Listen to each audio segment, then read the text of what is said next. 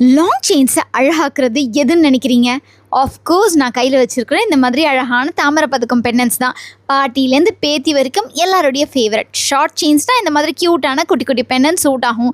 But long செயின்ஸ்க்கு all time favourite இந்த மாதிரி ட்ரெடிஷ்னல் லுக்கில் இருக்கக்கூடிய பெண்டன்ஸ் தான்.